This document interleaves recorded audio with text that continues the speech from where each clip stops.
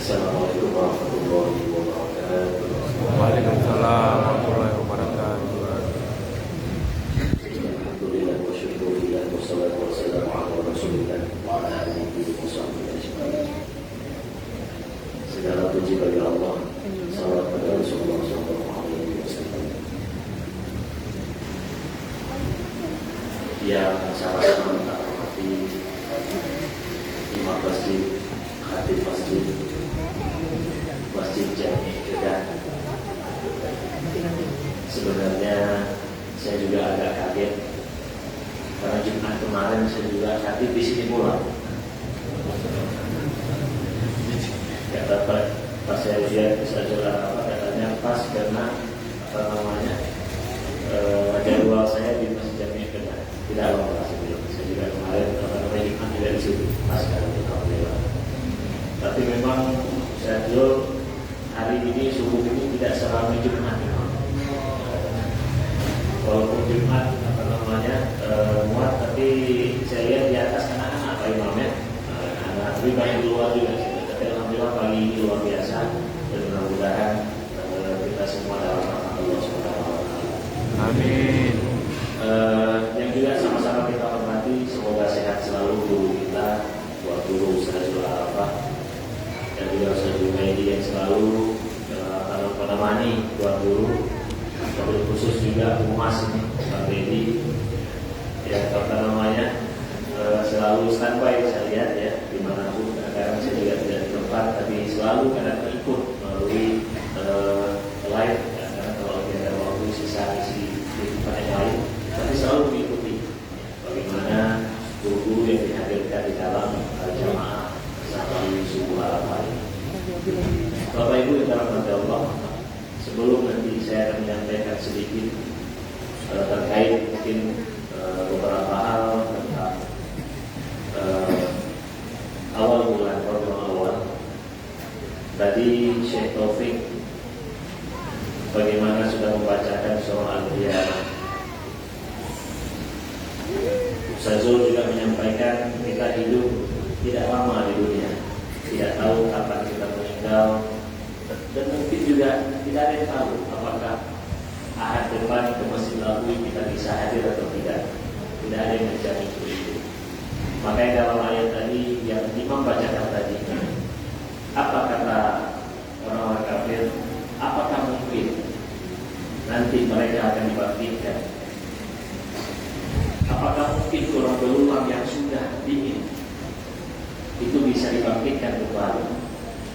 Karena logika kedokterannya tulang itu bisa nyambung kalau dia masih panas, masih ada zat yang menyambungkan tulang-tulang itu. Apa kata Allah? Ayahsabul insanu an la yasma'u dhawan. Jadi mereka mengatakan, apakah mungkin mereka mengira Allah bisa menyambungkan tulang belulang yang sudah lama tinggal dalam kuburan itu? Apa kata Allah? Bala qadirina ala an nusawiya banana. Gampang sekali kata Allah. Hanya saja dengan sidik jari ini saja semua sudah selesai. Ini sidik jari sudah ada dalam Al-Quran 1400 tahun lebih. Tapi di dunia ini baru ditemukan baru 3 abad yang lalu. Ternyata sidik jari antar manusia ini berbeda-beda. Masya Allah, mudah-mudahan ini menambah keyakinan kita jemaah rahimahullah.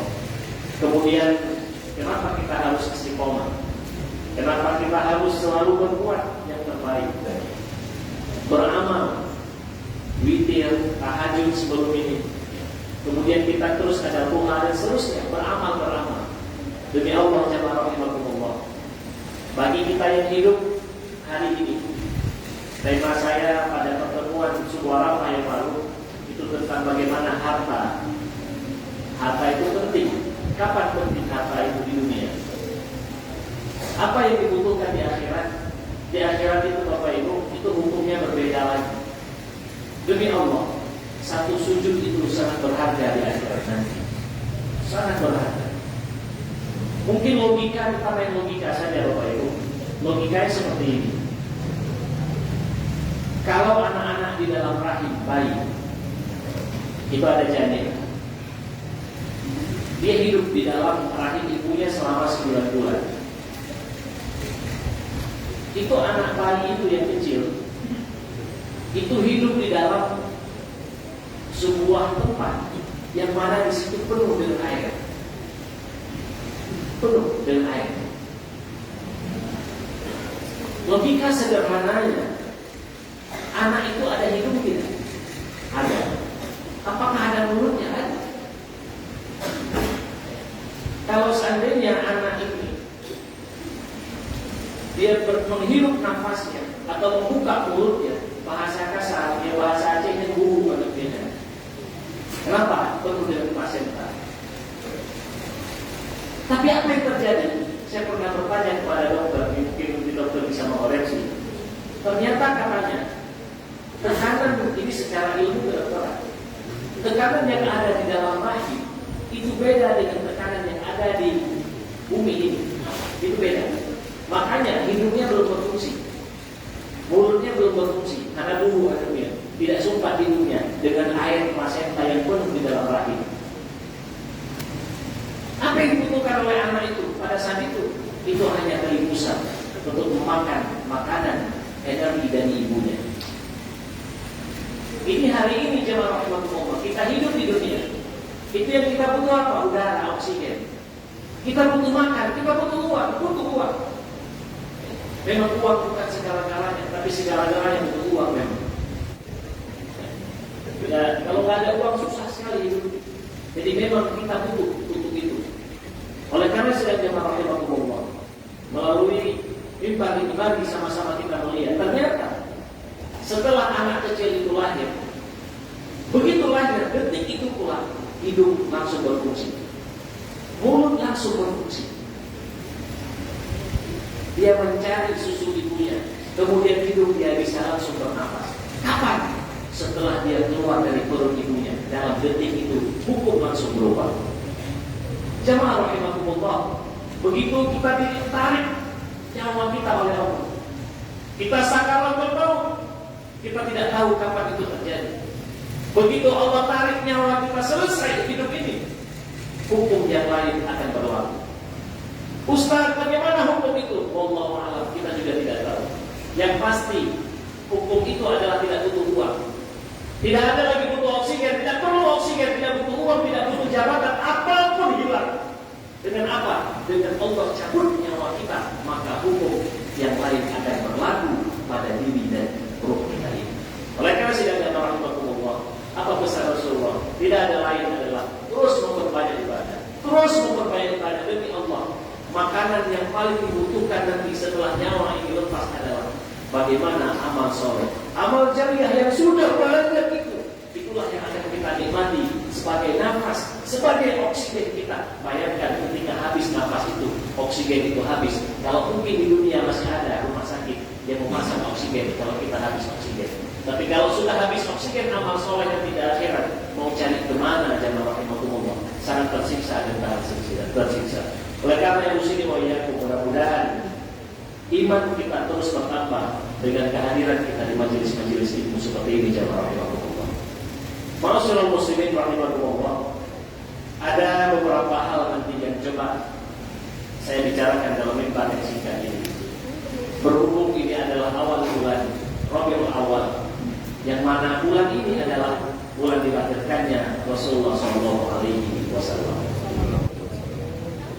Ada hal yang menarik jemaah rahimahumullah. Apa yang menariknya? Hari ini ada teman kita, ada ustaz atau siapapun atau saya, bapak-bapak, ibu-ibu sering mengeluh. Apa keluhannya Ustaz? Kita dalam hidup ini memang ada tantangan. Jadi saya menerima ceramah dari saudara saya ceritanya. Ustaz, memang hidup ini kita ada tantangan. Apa tantangannya? Ada Ustaz. Tantangannya apa? Nabi saja so hebat itu. Ada Abu Lahab, ada Abu Jahal lawannya. Nah terus Pak, jadi kita Pak Ustaz, yang begini-gini kita ini pasti ada lawan di Abu Lahab, Abu Jahal. Oh iya. Saya tanya, Bapak, Nabi Muhammad? Bukan juga. Oh iya. Saya lawan saya, jangan-jangan Anda yang Abu Lahab ini. Jadi katanya Pak Ustaz, jadi kalau seandainya kita ada banyak lawan musuh di dunia ini, itu biasa aja. Jadi kalau tetangga kita nggak suka sama kita, teman kantor kita nggak suka, orang-orang nggak suka, itu biasa aja Pak Ustaz. Jadi karena Nabi saja banyak lawan, jadi kita perlu khawatir. Ini pernyataan, bukan pertanyaan ya, pernyataan. Saya pernah mendengar. Saya sampaikan begini, Pak, Bapak sudah bawa apa ke dunia ini sehingga dimusuhi? Ya kita kan pokoknya berbuat baik, ya berbuat baik apa? Ya selalu untuk masjid, masjid ya baik, bagus. Bapak Ibu dirahmati Allah. Ini menarik sekali dalam pribadi Rasulullah. Dalam Al-Quran Allah menegaskan, apa penegasan Allah? Bahwa Rasul itu tidak ada masalah dengan pribadi dia. Tidak ada satu makhluk pun termasuk Abu Lahab, Abu Jahal yang notabene mereka sangat jahat. Tidak ada sepersit apapun, sekecil apapun dalam hati mereka tidak suka kepada Rasulullah atas nama pribadi Rasulullah SAW. Ingat atas nama pribadi. Kapan Rasulullah tidak disukai? Kita lihat cuplikan dalam Al-Quran. Apa kata Allah? Fa'innahum la yukadzibunaka walakinnal zalimina bi ayatillahi yajhadun. Apa kata Allah kepada Nabi Muhammad SAW? Sesungguhnya kamu wahai Muhammad, mereka semua orang-orang Quraisy yang mengusir kamu dari Mekah sehingga kamu hijrah ke Madinah.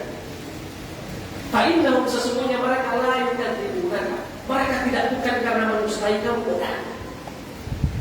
Kalau seandainya kamu wahai Muhammad duduk di Mekah, ngajak ngobrol, ngajak ngopi, mereka tiap hari senang semua, nggak ada kemusyrikan.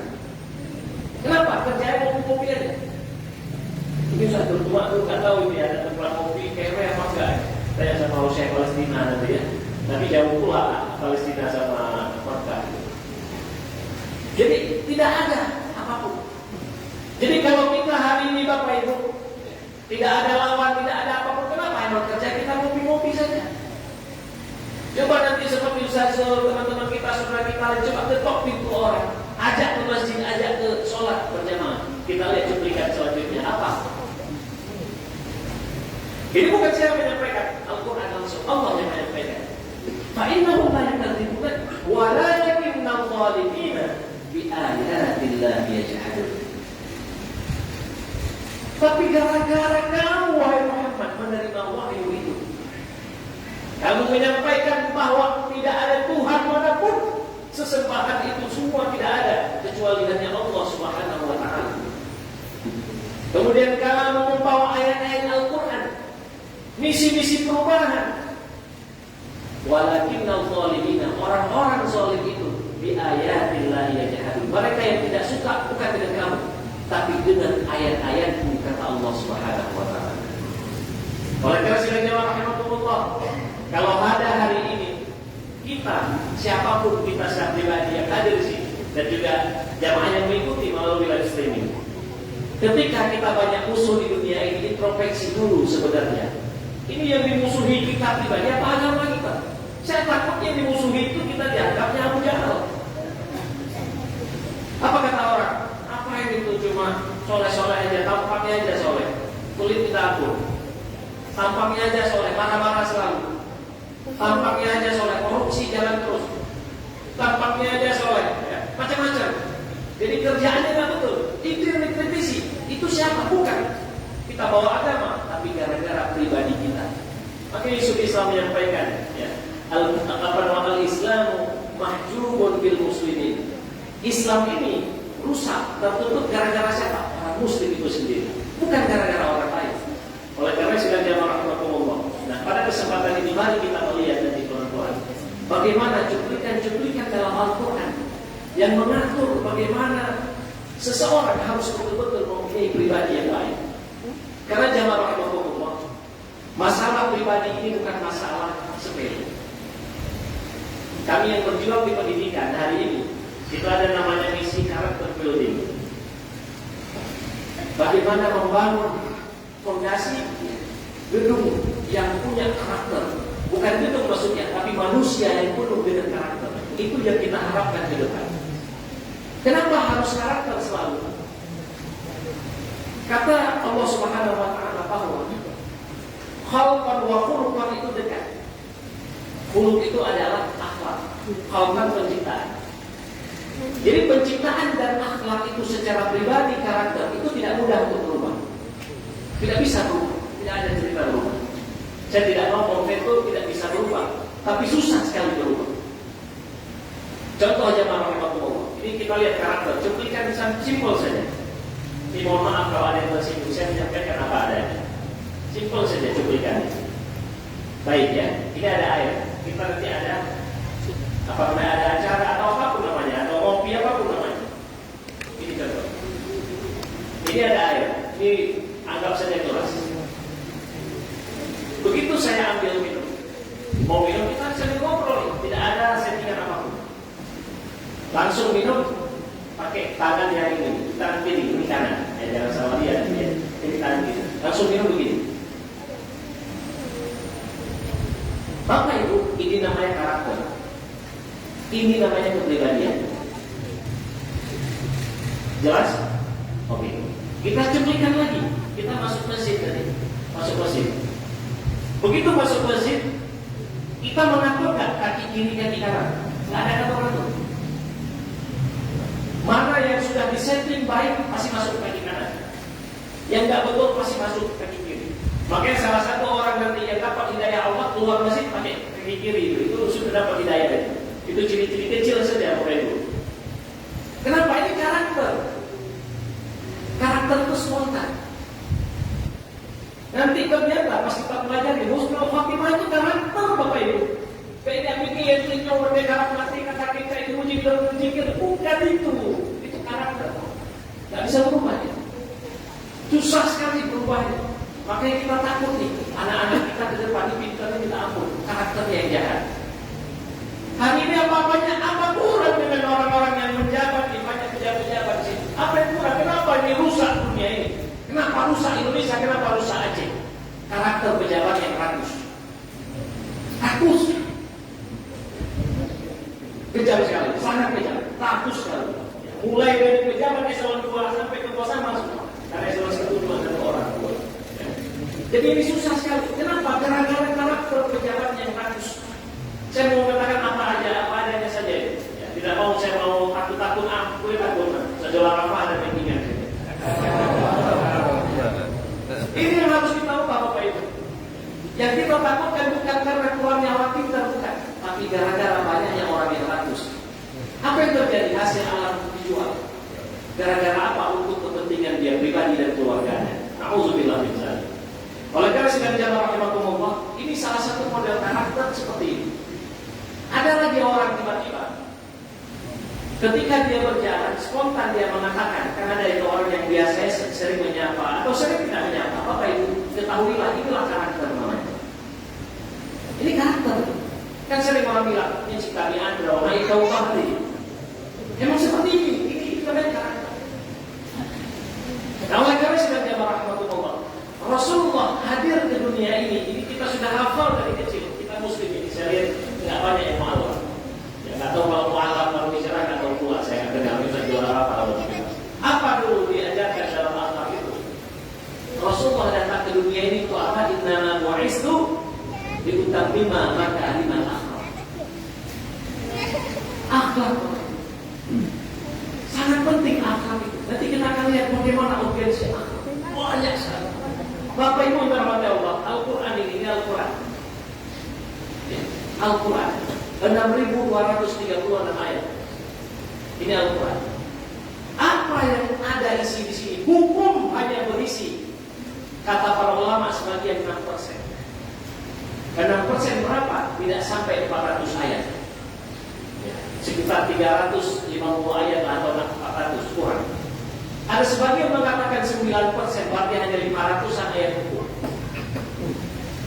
Mayoritas apa, jamaah rahimahullah? Lebih dari sepertiga, lebih dari 2000 ayat yang ada dalam Al-Quran ini adalah berisikan tentang akhlak. Akhlak. Dan akhlak itu, jamaah rahimahullah, nanti kalau ada yang psikolog di sini, itu masuk di dalam ranah alam bawah sadar. Itu akhlak namanya.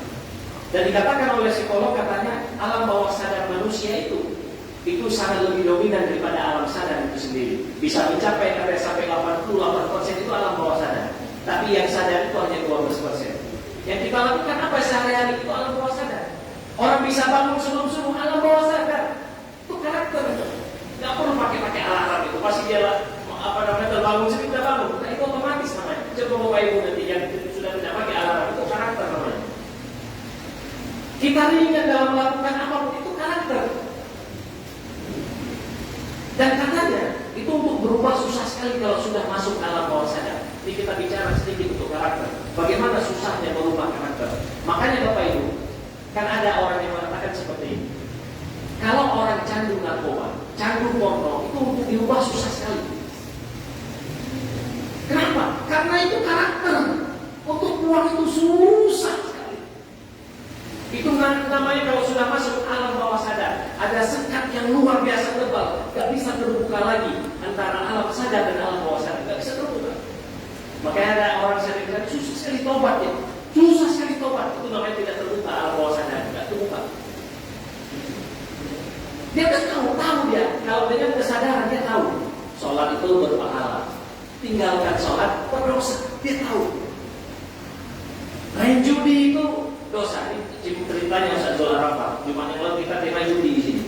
Saya bilang ini, seperti saya bilang ini, Pak Imam ketawa orang-orang Jumat yang lalu saja.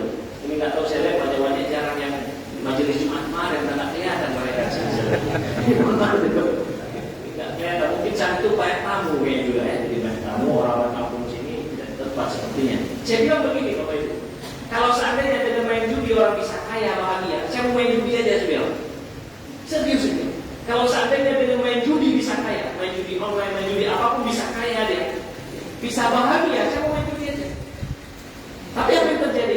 Judi itu nggak tutup. Kenapa? Itu adalah juga domain karakter. Dia lama-lama mania, lama-lama jadi apa? Jadi candu. Nah makanya untuk menghancurkan candu itu susah sekali dan lama sekali. Apa yang terjadi ketika candu sudah ada? Candu apa aja rahimahullah? Candu malas. Bekerja sholat. Itu candu namanya. Nah makanya dengan majelis seperti ini kita didobrak. Kemudian buat Allah bersedekah. Malas sekali bersedekah. Pelit minta ampun. Gak bisa bersedekah aja. Asal bersedekah sakit hati. Jadi kalau nggak bersedekah itu memang itu namanya karakter. Jadi karakter itu adalah kalau dia tidak melakukan itu nggak enak badannya. Itu namanya karakter sudah. Itu sudah menjadi bawaan badan namanya.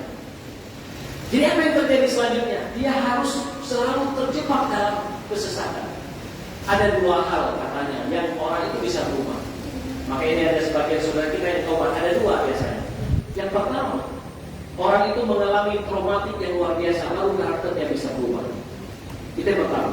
Jadi mengalami trauma yang luar biasa, itu bisa berubah karakter. Trauma. Ada orang yang suka gambling. Ini gambling selalu. Main judi gambling. Caleg gambling, semua gambling dia, gambling. Bangkrut dia, ditinggal sama istrinya, ditinggal anaknya, stres dia, trauma dia berubah itu orang. Ini baru berubah. Ini berubah. Tapi kalau selama itu nggak bisa berubah, itu berubah orang itu. Taubat. Itu satu. Yang kedua, disingkat-singkat saja, karena ini belum masuk tema lagi satu. Itu bisa berubah. Oh terserah ya, mudah-mudahan bisa aja ya. Sedikit lebih awal. Yang kedua Bapak Ibu, itu dengan taubat. Ini taubat ini bukan cara psikolog, bukan. Ini ranah yang di luar psikolog lagi, di luar psikologi maksudnya. Itu taubat. Apa yang terjadi orang ketika sudah taubat? Ketika taubat itu terbuka, jemaah rahimahullah, itu pintu tadi sekat yang 12% dengan 88 itu terbuka. Masuklah semua ke alam bawah sadar yang baik-baik. Masuk. Allah masukkan itu semua. Karakter yang baik-baik Allah masukkan. Keistiqomahan Allah masukkan. Siapa yang menjaga Allah? Ketika Allah sudah terima taubat kita, keistiqomahan, kemudahan dalam berbuat baik, itu taufik dan hidayah bukan karena kita hebat, tapi karena Allah Subhanahu wa taala sudah beri hidayah. Itu nggak bisa keluar lagi. Dan ternyata jemaah rahimahumullah, karakter itu adalah sesuatu yang diulang-ulang, dibuat, itu jadi karakter gitu. Makanya kita kenapa sehari sholat 5 waktu ke masjid kalau untuk laki-laki, ya, pergi terus berkali-kali, berulang-ulang kali. Yakinlah, insya Allah kita jangan khawatir. Ketika kita istiqomah menjalankan bertahun-tahun, yakinlah Allah akan memberi kita husnul khotimah insya Allah. Jangan takut. Tapi sebaliknya, ketika kita tidak berulang-ulang melakukan sesuatu, itu susah. Makanya anak-anak coba lihat Bapak Ibu hari ini yang sudah berulang kali nonton HP, main HP, itu biasanya itu lama-lama candu, berulang kali. Masuk dia jadi karakter. Apalagi na'udzubillah, anak-anak hari ini yang di bawah 5 tahun sering kali nonton HP. Saya juga baru punya anak satu masih kecil. Bagaimana supaya jauh? Karena kenapa orang candu itu? Makanya generasi sekarang dia tanya anak-anak saya tidak bisa jauh dari HP. Begitu jauh stres dia pusing. Kenapa? Emang dia karakter dia sama HP. Sama seperti kita pas kecil dulu main. Itu pasti anak-anak kita main lari-lari sama kawan. Kalau nggak ada kawan mati, sakit kita. Kenapa? Karena dia harus bermain. Oleh karena sekalian jemaah rahimahumullah, Rasulullah SAW bagaimana hadir ke dunia ini dengan membawa misi satu, akhlak yang sangat terpuji itu.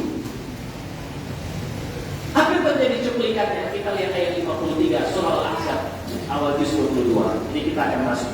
Ini yang mau saya sampaikan Bapak Ibu. Mungkin karena kita sudah mendengar atau jarang mendengar. Apa cuplikan itu? Ini menarik sekali. Ini bukan saya menyampaikan dan bukan kisah. Ini bukan sirah ya, tapi ini ayat Al-Quran. Al-Quran. Ini bukan cerita sirah nabawiyah, bukan. Ini ayat Al-Quran. Apa yang terjadi saat itu? Saat itu jamaah rahimahumullah, ini kita lihat bagaimana Rasulullah punya suri tauladan kepribadian karakter yang agung. Coba kita lihat. Sahabat Rasulullah SAW itu dulu kalau nggak ketemu Rasul itu nggak enak. Nggak enak. Bahkan ada sebagian sahabat yang ngintip kalau Rasul masa sekarang itu panjang lampunya sudah mati, itu baru dia bisa tidur. Dia aja itu ngintip di rumah. Sudah mati lampunya, dia tidur, ikut tidur. Kemudian ketika sehari-hari itu sering lewat depan rumah Rasul, lewat aja, lewat. Main-main, jalan-jalan, ya. Jalan-jalan aja depan-depan aja jalan. Ini sahabat. Bukan anak kecil, sudah dewasa-dewasa mereka main-main aja di depan rumah Rasul. Untuk apa? Harapannya dipanggil. Dipanggil, dikasih makan, diajak ngobrol, senang kali ngobrol sama Rasul. Jadi dia ada pekerjaannya main-main di depan rumah. Nanti dipanggil. Karena ulah sahabat seperti itu. Bukan ulah ya, karena memang sahabat sangat senang dengan mendudukan sosok Rasul. Turunlah ayat 53 surah Al-Ahzab. Apa turun ayat itu? Ya ayyuhalladzina amanu la tadkhulu buyutan nabiyyi illa an yu'dhana lakum ila ta'amin ghayra nadhirina ilah walakin idza du'itum fadkhulu fa idza ta'imtum fantashiru wa la musta'nisina bihadits. Wahai orang-orang yang beriman, kata Allah Subhanahu wa taala turun ayat itu. Jangan kalian memasuki rumah Rasul illa an yu'dhana lakum ila ta'amin ghayra nadhirina ilah. Ini agak tinggi bahasanya dengan bahasa seperti ini. Simpel terjemahannya adalah jangan kalian masuk rumah Rasul kecuali nanti diajak, ya, diajak makan. Yang mana makanan itu sudah tidak perlu dimasak lagi, sudah jadi, makanan sudah tidak perlu ditunggu, sudah ada makanannya. Jangan sampai pas dipanggil lagi, sini, karena kalian muter-muter sini. Ya masuk, kita masak dulu. Itu jangan, pergi terus. Karena merepotkan Rasul itu, karena makanannya belum muhayya. Kemudian selanjutnya dilanjutkan dalam ayat itu. Walakin idza du'itum fadkhulu. Akan tetapi apabila kalian dipanggil, masuk rumah, masuk. Fadkhulu, maka masuklah. Enggak apa-apa. Karena kami tahu kalian pasti suka sama Rasulullah, pasti suka main-main. Masuk aja, masuk. Fa idza ta'imtum, apabila kalian sudah diberi makan, ta'imtum itu fi'lul maudhi. Ya, sudah diberi makan, sudah selesai dimakan, sudah kenyang, fantasiru, maka kalian pergi. Wala musta'nisina li hadis, jangan lama-lama kali ngobrol yang agak sama Rasul. Sidang jamaah rahimahullah. Hari ini coba kita lihat karakter ini salah satu seperti ini dalam pelayanan tamu. Ini saya lihat banyak juga pejabat. Jangankan di rumah kita, di ruang kita saja. Di ruang kita. Ketika ada anak buah kita, staf kita datang, kira-kira untuk mengusir mereka kita apain mereka? Main HP kan? Ada itu, saya dulu masih ingat, masih kecil, tapi masih remaja, sering datang di Jakarta, itu ada pejabat. Kalau udah bosan dia, padahal HP tutup gitu. Nggak ada HP Android bisa lihat macam-macam. Kami tahu, itu HP itu cuma tekan-tekan bawah atas saja itu. Tapi dia punya HP. Entah apa yang dibilang. Nggak lihat kita, dia lihat HP. Itu maksudnya, kamu udah pulang terus. Saya udah nggak lagi kita mau bayar lagi. Nah, Rasulullah SAW apa nggak tahu seperti itu, sangat tahu. Tapi Rasulullah, kalaupun sudah terdesak selalu dengan senyuman, dengan ramah-ramah. Kalau bisa semua makanan kalian makan nih, ayo makan terus. Sahabat senang sekali, senang. Wala musta'nisina li hadis. Jangan banyak-banyak kali kalian ngobrol dengan Rasul. Ini harus paham juga kalau pada tamu. Jadi tamu itu ketika kita bertamu ke tempat orang, dia harus dua arah memang ini. Tidak susah sedikit saja. Dia ada tamu pas lihat orang yang baik kali, ngobrol terus dia. Di jam 11 nih Pak, ya mau ini. Anak-anak yang mau ini Pak, apa-apa di situ. Dia mau di rumah mulai yang pakai itu, mesti ada ceramah pas saja ini. Yang mau Pak kalau ada ini yang pakai sehari dia udah lima. Saya capek juga, harus kita bilang seperti itu baru pulang. Nah Rasul itu tidak pernah mengusir orang, tidak pernah. Itu Bapak Ibu nanti jangan salah sangka ya. Itu surah Al-Baqarah ayat 30. Itu bukan gara-gara Rasul mengusir, bukan. Itu ada orang-orang pemuka usaha, pembesar. Itu mau masuk Islam lagi negosiasi. Ada sahabat Abu Ummi Maktum datang yang buka. Itu suruh duduk sebentar. Kamu tunggu, saya layani dulu sebentar. Ini mau masuk Islam banyak nih. Kalau nggak Islam bisa ini. Gara-gara itulah Rasul itu. Karena kenapa? Karena masalah hidayah itu punya Allah, bukan punya kamu. Karena sedikit saja itu cuma ini. Abasa wa tawalla an ja'a a'ma dan seterusnya turun ayat itu. Sedang jamaah rahimahumullah. Nah, hari ini bagaimana itu salah satu karakter. Hari ini ada orang yang kita ajak ngobrol, kita panggil dia. Apa yang terjadi? Kita sibuk main HP. Main HP. Ada lagi nih anak pulang dari jauh-jauh, kuliah jauh. Kita makan bareng bisa. Makan bareng ke Ulele, ke mana, ke Luka. Rame-rame satu keluarga. Pas sampai di sana nggak ngobrol-ngobrol, sibuk main HP, semua main HP. Apa ini coba? Besok kalau usah kayak begitu, chattingan aja itu rame-rame di grup, nggak usah ketemu. Ini juga ini kita mau pion kawan kangen sama kawan, semua main HP dia beda. Sampai ada sesuatu di tempat-tempat. Apa coba seperti ini? Ini adabnya sudah kurang. Kenapa? Karakternya seperti itu. Bahkan saya dengar nih Bapak Ibu ini menarik dari teman mahkamah syariah. Ada orang cerai di suami istri gara-gara apa? Gara-gara HP. Ditanya sama yang mendamaikan itu, kenapa tidak mau? Enggak, karakternya seperti itu. Jadi karakternya tidak berubah lagi gara-gara apa? Main HP selalu main HP. Ngobrol sama istri main HP, ngobrol sama suami main HP. Diribut ya, pisah keluarga gara-gara apa? Gara-gara HP, gara-gara komunikasi tadi. Nah ini Rasulullah SAW tidak pernah melakukan ini jamaah rahimahumullah. Walaupun sudah mendesak, sangat hangat. Bahkan nanti dalam musyawarah katakan itu Rasulullah tidak pernah melepas genggaman orang. Hanya kita yang tidak sanggup lagi. Pegang selalu begitu. Apakah Rasul bukan orang penting? Sangat penting. Tidak ada orang lebih penting di dunia daripada Rasulullah. Tapi ketika memegang sahabatnya selalu pegang tangan dengan erat. Ramah sekali, hangat. Komunikasinya sangat hangat. Itu Rasulullah SAW. Kemudian dilanjutkan ayat itu. Ini ayatnya agak panjang sedikit.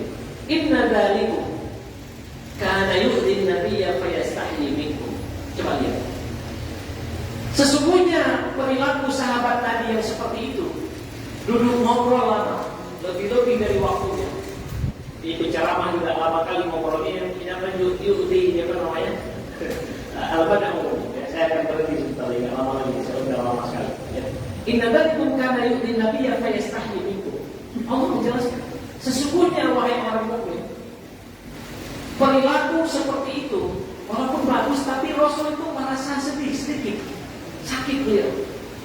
Karena banyak sekali tugas-tugas kita yang diemban, fayastahyi minkum, tapi Rasul malu dengan kalian. Malu Rasulullah, mengusir orang gak enak, itu malu sekali Rasul. Jadi Rasulullah itu pengennya semua orang dilayani semua, ada waktunya dilayani semuanya. Wallahu la yastahyi minal haqq. Ini penegasan Allah. Allah tidak pernah malu dengan kebenaran. Sidang jamaah rahimakumullah. Ini saya tidak lanjut lagi ayat sedikit lagi ke depannya. Apa yang terjadi? Apa yang kita ambil ibrah kali ini?